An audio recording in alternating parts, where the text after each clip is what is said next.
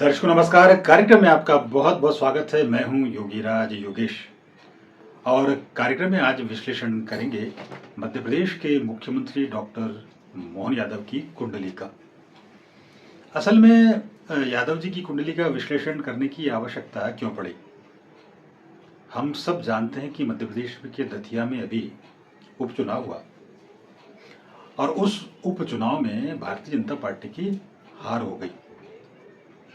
अब एक सीट पर हार होना ही कोई बहुत बड़ी बात नहीं है, लेकिन इस एक सीट ने और ख़ास तौर पर भारतीय जनता पार्टी की हार ने पूरे देश में हलचल मचा दी। और दतिया उपचुनाव के बाद जिस तरह से राजनीतिक गतिविधियां बढ़ी हैं, उसने कई सारे सवालों को जन्म दिया है। मध्य प्रदेश से लेकर भोपाल से लेकर राजधानी दिल्ली तक इस हार की चर्चा है। और इस हार की चर्चा इसलिए भी है कि भारतीय जनता पार्टी जो बूथ लेवल मैनेजमेंट के लिए जानी जाती है, मतलब जिनके जो पन्ना प्रमुख तक बनाती है एक एक बूथ पर, उनके एक एक पन्ने पर पूरे वोटरों की लिस्ट होती है और अब तो अर्ध पन्ना प्रमुख की भी उसमें बात हो रही है। तो बूथ लेवल मैनेजमेंट बहुत तगड़ा होता है बीजेपी का, लेकिन ये पूरा का पूरा बूथ लेवल मैनेजमेंट ध्वस्त हो गया। मतलब ये बीजेपी की केवल हार नहीं हुई, बल्कि पूरा का पूरा बूथ लेवल मैनेजमेंट चरमरा गया। तो इसलिए बीजेपी के लिए चिंता की बात है, हार चिंता की बात नहीं है। जिस चीज पर बीजेपी को सबसे ज्यादा नाज था कि हम हमारे ऊपर एक एक बूथ पर इतने लोग हैं और हम पूरा एक एक लोगों की लिस्ट हमारे पास है, वो मैनेजमेंट इस बार ध्वस्त हुआ है। दूसरा, इसमें सत्ता संगठन सभी पूरी तरह से विफल रहे हैं। संगठन की यदि बात करें तो आप देखिए पूरा संगठन इस चुनाव में लगा हुआ था। मुख्यमंत्री से लेके संगठन का एक छोटा कार्यकर्ता तक इस चुनाव में लगा हुआ था। एक मुख्यमंत्री, 2 दर्जन से ज्यादा मंत्री, 100 से ज्यादा विधायक, पूर्व विधायक और हजारों कार्यकर्ताओं की फौज। लेकिन ये पूरी की पूरी फौज वहां ढेर हो गई, धराशायी हो गई। सत्ता और संगठन दोनों धराशायी हो गए। जो मध्य प्रदेश का संगठन जो पूरे देश में सर्वश्रेष्ठ संगठन माना जाता है, वो संगठन यहाँ औंधे मुंह गिर पड़ा। इसलिए ये चिंता की बात है। मतलब सत्ता, संगठन, कार्यकर्ता, प्रत्याशी सब फेल हुए हैं दतिया उपचुनाव में, और इसलिए बीजेपी की टेंशन बढ़ी हुई है। और आपने देखा कि उपचुनाव के नतीजे आने के तुरंत बाद किस तरह पूरी गहमा गहमी रही सत्ता में, संगठन में, दिल्ली में, भोपाल में। तमाम बैठकों का दौर शुरू हो गया। दतिया की तो पूरी की पूरी भाजपा की जिला इकाई भंग कर दी गई। 1000 से ज्यादा लोगों को पदच्युत कर दिया, पद से हटा दिया गया। तो ये हार कोई छोटी मोटी हार नहीं है। अच्छा, इस हार ने एक और भ्रम तोड़ा है। मध्य प्रदेश के मुख्यमंत्री जब मोहन यादव ने कुर्सी संभाली थी तो ये तर्क दिए जा रहे थे कि उसके बाद चुनाव थे सेंट्रल के, और उत्तर प्रदेश में यादवों का बड़ा भारी वोट बैंक है। इसके मद्देनजर मध्य प्रदेश में एक यादव मुख्यमंत्री बनाए गए थे मोहन यादव के रूप में। लेकिन दतिया उपचुनाव में यदि हम बात करें तो वहां करीब 18 से 20 हजार के आसपास यादव थे, 15 से 20 हजार के आसपास यादव थे, और मुख्यमंत्री खुद यादव थे। लेकिन तीसरा मोर्चे का जो उम्मीदवार वहां था यादव, दामोदर यादव, वो 22,000 से ज्यादा वोट ले गए। मतलब खुद यादव समाज के लोगों ने बीजेपी को वोट नहीं किया। तो अब सवाल ये भी उठ रहे हैं कि क्या यादव नेतृत्व भी वहां असफल साबित हुआ दतिया में, और वो मुख्यमंत्री यादव जो मध्य प्रदेश में यादवों को एकजुट नहीं कर पाए, वो अब उत्तर प्रदेश में यादवों को एकजुट कर पाएंगे क्या? तो ये बहुत तीखा सवाल है, बहुत बड़ा सवाल है, और इसलिए मैंने इस बार ज्योतिष के पॉइंट ऑफ व्यू से थोड़ा सा विश्लेषण करने की कोशिश की है। सवाल मैंने आपको बता दी। अब हम देखेंगे कि मुख्यमंत्री डॉक्टर मोहन यादव की कुंडली क्या क्या थी। देखिए, मोहन यादव जी की कुंडली में सिंह लग्न की ये कुंडली है और धनु राशि डॉक्टर मोहन यादव की है। और सिंह लग्न की कुंडली में मंगल इनके लग्न में विराजमान है, केतु 4th हाउस में है, चंद्र इनके 5th हाउस में है, शनि सप्तम में है, शुक्र, सूर्य और बुध ये अष्टम में, और गुरु और राहु ये दशम भाव में विराजमान है। अब वैसे देखा जाए तो ये कुंडली इतनी पावरफुल कुंडली है कि कई योग और महायोग इस कुंडली में। अब जैसे बुधादित्य योग तो खैर बहुत सारी कुंडली में होता है। महालक्ष्मी योग इनकी कुंडली में है, धनपति के योग इनकी कुंडली में, जमीन जायदाद का अपार संपदा के योग इनकी कुंडली में है। और आप देखिए कि इनकी कुंडली का सबसे जो ताकतवर जो ग्रह है वो है मंगल और सूर्य। और मंगल के पावरफुल होने की वजह से आप देखिए ये सैकड़ों एकड़ भूमि के स्वामी हैं। भूमि भवन का सुख बड़ा ज़बरदस्त इनकी कुंडली में है। और एक और बात इनकी कुंडली में है, ये मुझे राजनेता कम नज़र आते हैं इनकी कुंडली के मुताबिक, क्योंकि गुरु चंद्र बुध सूर्य इनका जो कॉम्बिनेशन है वो इनको विद्वान बनाती है। ये विद्वतापूर्ण व्यक्तित्व के धनी है ये। और मेरा ऐसा मानना है कि राजनीति में यदि नहीं होते तो ये उच्च कोटि के प्रोफेसर होते, उच्च कोटि के गुरु होते।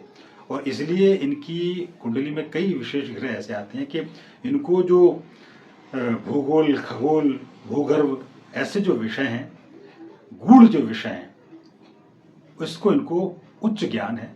ये हालांकि अभी सामने नहीं आया, लेकिन ये ऐसे गूढ़ रहस्यों के ज्ञाता हैं जो बहुत कम लोगों को होता है। और इसलिए आप देखिए कि इन्होंने छोटी मोटी पढ़ाई नहीं की है, ये उच्च शिक्षित विद्वान व्यक्ति हैं। इसलिए मैं इनको बार बार कहता हूँ कि ये राजनेता नहीं, ये विद्वान राजनेता है, क्योंकि गुरु और बुध ने इनकी विद्वत्ता में 4 चांद लगा दिए। साथ में चंद्र ने, चंद्र जो है मैंने पहले ही बताया कि पंचम भाव का स्वामी है, जो हायर एजुकेशन देता है। मतलब गिरी से गिरी हालत में भी ऐसा आदमी पीएचडी होता ही है। और हम सबको पता है कि मुख्यमंत्री डॉक्टर मोहन यादव ने पीएचडी किया है। इसके अलावा जो विषय का जिक्र मैं कर रहा हूँ, धर्म, अर्थ, ज्योतिष, संस्कृति, ये इनके प्रिय विषय हैं। इतिहास, भूगोल, खगोल, ये ऐसे विषय हैं कि इनके पास इसका कोई, दूसरे लोगों के पास इसका कोई तोड़ नहीं है। इसका इतना, इन विषयों का इतना विशद अध्ययन है डॉक्टर मोहन यादव के पास। और हम चर्चा में कभी कभी देखते भी हैं कि कई वो ऐसे लॉजिक रखते हैं अपने भाषणों में, जब वो बोलते हैं तो पूरा पुरातन काल से लेके उस जगह का इतिहास बता देते हैं कि यहाँ कैसा क्या था। धर्म की बात कर लें, महाभारत की बात कर लें, रामायण की बात कर लें, गीता, ऐसे विषय जो उन्हें कई कंठस्थ भी। तो खैर ये इसका एक दूसरा पक्ष हुआ। लेकिन वो राजनीति में इसलिए आए क्योंकि दशम स्थान में राहु विराजमान है और मंगल लग्न में विराजमान है, सूर्य अष्टम में विराजमान है।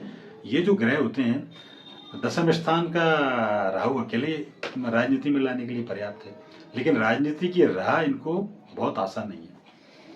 और प्रेजेंट सीनेरियो यदि अपन देखें मुख्यमंत्री डॉक्टर मोहन यादव की कुंडली में, तो गुरु की महादशा चल रही है।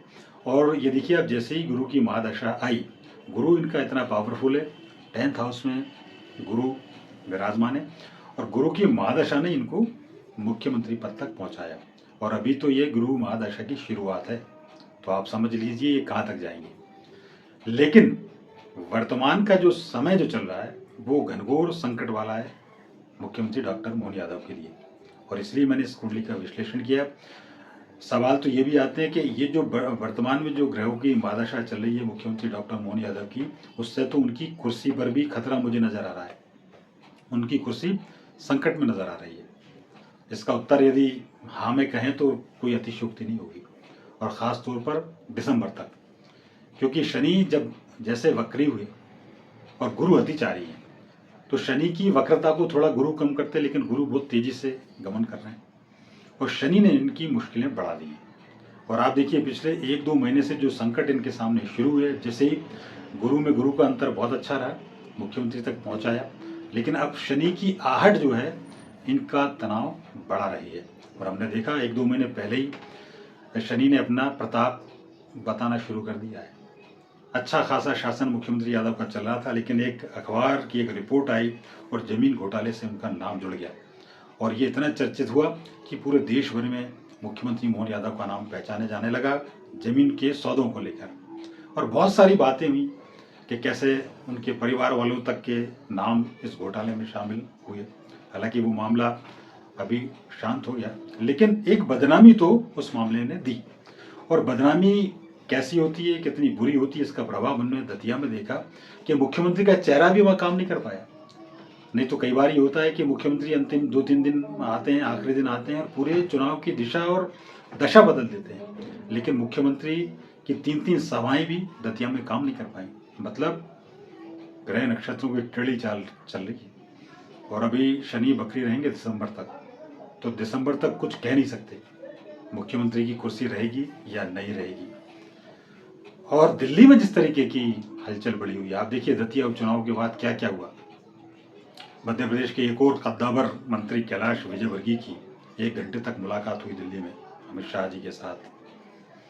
शिवराज सिंह चौहान की मुलाकातें हुई अमित शाह जी के साथ, प्रधानमंत्री के साथ। इसके अलावा प्रहलाद पटेल की मुलाकात हुई आला कमान के साथ। तो ये सब कोई बहुत सामान्य नहीं है और मैं ऐसा कह भी नहीं रहा कि ये सीएम के दावेदार हैं या बहुत जल्दी कोई कुर्सी एकदम से हटा दिया जाएगा, लेकिन संकट में तो है। मध्य प्रदेश में बहुत कुछ बड़ा होने वाला है, ये मैं दावे के साथ कह सकता हूँ दिसंबर तक। अब बड़ा क्या होगा, क्या कुर्सी बदली जाएगी या मंत्रिमंडल में फेरबदल तो खैर संभावित है ही, तो कई बड़े बड़े चेहरे धराशायी होंगे, ये नजर आएगा अभी हमें दिसंबर तक। कई मध्य प्रदेश के नेता हो सकता है केंद्र में मंत्री बन जाएं, वी डी शर्मा उनमें प्रमुख हैं। ऐसे कई और भी नाम हैं जिनको शायद केंद्रीय मंत्रिमंडल में जगह मिल सकती है। कई ऐसे चेहरे हैं जो मध्य प्रदेश के मंत्रिमंडल से बाहर हो जाएंगे और हमने ये देखा कि चुनाव के बाद तो नरोत्तम मिश्रा जैसे कद्दावर नेता बिल्कुल हाशिए पर पहुंच चुके हैं। ऐसे कई और नेता हैं मध्य प्रदेश में जो बिल्कुल दरकिनार कर दिए जाएंगे। एक अच्छी बात ये होगी कि मध्य प्रदेश में महिलाओं का प्रभाव बढ़ेगा। आप ये देखना मंत्रिमंडल में प्रभाव बढ़ेगा, कुछ महिलाएं एकदम से अचानक प्रभावशाली भूमिका में नजर आ सकती हैं। तो ग्रह नक्षत्र भी बहुत विशेष चाल में है। दिसंबर तक तो कुर्सी पर संकट है ही, दिसंबर के बाद भी क्या उनकी कुर्सी बनी रहेगी? तो पहला तो सवाल ये है कि ये जो समय चल रहा है, ये बड़ा संकट का समय, इसको वो निकाल लें मुख्यमंत्री डॉक्टर मोहन यादव। इसके बाद 2027-28 ये भी ठीक ठाक है, कोई विशेष अच्छे नहीं है, लेकिन ये 27-28 निकाल लिए तो ये पक्का मान के चलना मुख्यमंत्री डॉक्टर मोहन यादव देश की राजनीति में छा जाएंगे, ये मेरा दावा है। वो सर्वोच्च पद पर भी विराजमान हो सकते हैं, ये कुंडली कहती है डॉक्टर मोहन यादव की। तो फिलहाल इतना ही, मैं बहुत ज़्यादा आगे कुछ नहीं बताऊंगा क्योंकि ये चुनाव का एक विश्लेषण था। दतिया चुनाव के बाद बदली हुई परिस्थितियों को लेकर एक नज़र डालने की मैंने कोशिश की है। अभी आने वाला वक्त बताएगा कि मध्य प्रदेश में क्या बड़ा होने वाला है, कौन आगे आने वाला है, कौन पीछे जाने वाला है। तो प्रोग्राम में फिलहाल इतना ही। ये कार्यक्रम आपको यदि पसंद आया हो तो हमारे चैनल को लाइक करें, शेयर करें, हमारे चैनल को सब्सक्राइब करना ना भूलें। साथ ही बेल आइकन को प्रेस करें ताकि हमारे नए वीडियो से संबंधित नोटिफिकेशंस आपको मिलते रहें। अगली बार फिर किसी नए विषय के साथ आपसे बातचीत होगी। तब तक के लिए आज्ञा दीजिए। नमस्कार।